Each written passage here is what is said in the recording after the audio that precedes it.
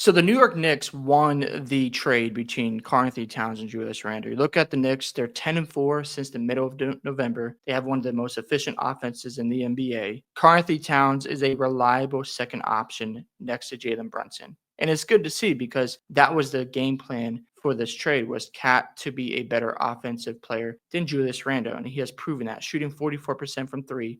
His three-point attempts this month have gone from about, I think, 5.9 down to 4.8, which tells me that he's in the paint more. He's being more aggressive, which is a great sign. He's also leading the league in rebounding at 13.9 rebounds a night. He had 22 rebounds against the Magic. That's nothing you just brush over. He was dominant out there, especially we don't have another big next to Cat right now. And he's showing that he can be reliable, he can be depended on. And when you're getting 13.9 rebounds a night, you're doing better than Giannis in that category, Jokic, who's been unbelievable, Sabonis, Zubac. These are some really good big guys. That's a great sign for the Knicks because what I think New York needs to focus on now is just getting better defensively. I think they're ninth in points allowed. They're about like giving up 110 points a night. I think if they can get that number to about 105, 106, because you want to be realistic here. Obviously, they don't have another rim protector for the Knicks until Mitchell Robinson gets back. And once he gets back, can he stay healthy? Do you move off of Mitchell Robinson? Because at some point, if his health isn't going to be dependable, you got to start thinking about maybe we should find another big guy who can stay healthy for us out there. But that's another conversation. But I love what the Knicks are doing here. Cat has looked like a reliable second option next to Brunson. He's out there hitting the three ball at a high percentage. He's shooting the ball well, and he's rebounding. That's huge because obviously he doesn't have this type of rebounding outburst. He has a career high 13.9 a night. That's a good sign for the Knicks. That means he's giving effort. That means he's crashing the glass and protecting the paint. You need that, especially when you don't have a Mitchell Robinson to play next to, or in his case, a Rudy Gobert from 2023. So that means Cat is getting better. He's embracing Knicks culture, and he just seems like a different guy with the Knicks. And that's a great sign because, for a long time, Cat was seen as this dude where he can't be reliable as a number one option. He's soft. He fouls out a lot.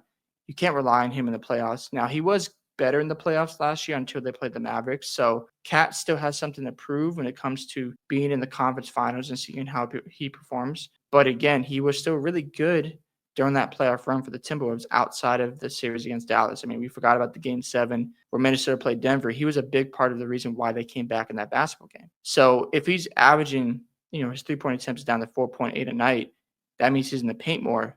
That's looking good for the Knicks because we want Cat driving to the paint, drawing free throws, drawing attention, kicking out for passes, or just finishing at the rim because we know his abilities. We know he can shoot the three ball, but as a big man, you want to be more in the paint. So if his attempts are at like 4.8 a night, that's great because you don't mind that type of shooting outburst or that type of attempts because at the end of the day, you want Cat driving the paint. You want him posting up and eating on the inside. That means it opens up opportunities for guys like Brunson. There's a play actually where Cat was at the perimeter and Brunson was driving the ball, and the big man, I think it was Goga, he couldn't double team Brunson because he had to respect Cat's 3-point ability because he's shooting so well from three. So if those numbers stay the same, and they're getting those quality looks, and the Knicks are still building this chemistry. They're third in the East right now. With all the struggles they had to start the year, I was just saying, give them time. They still need more time to gel. I still would love to see the Knicks get another big man just to help Cat out and also just help their rim protection because I don't know if you can rely on Mitchell Robinson. I know that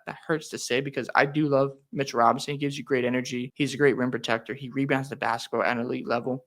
But his health and his durability is a huge concern. Another thing I like to see the Knicks do is maybe get another wing just to alleviate the minutes of Mikal Bridges and OG Anunoby because Tibbs is playing his starters a lot of minutes right now. They're playing like 40-plus minutes a night. So if I'm looking at the roster, the things I would like to see the Knicks get better at, even if they can't get a big man right now, get another guy off the bench. I'm looking at a guy like Trey Murphy for the Pelicans who, New Orleans is probably going to blow it up and trade everybody. I would see if they can grab him and another backup point guard, maybe like a Clarkson from the Jazz. Obviously, you probably don't want to do a trade with Danny Ainge because he'll probably just, fleece you. But a guy like that who can come off the bench, have Brunson play 35 minutes a night. That way his legs aren't worn out by the playoffs. So if I can't get better at my front court, I'm trying to get two more pieces. One guy who can shoot, maybe play a little bit of defense like in a Trey Murphy or Herb Jones, whatever. Either one would work for the Knicks, and get a backup point guard just to alleviate Brunson's minutes because we need him fresh for the playoffs.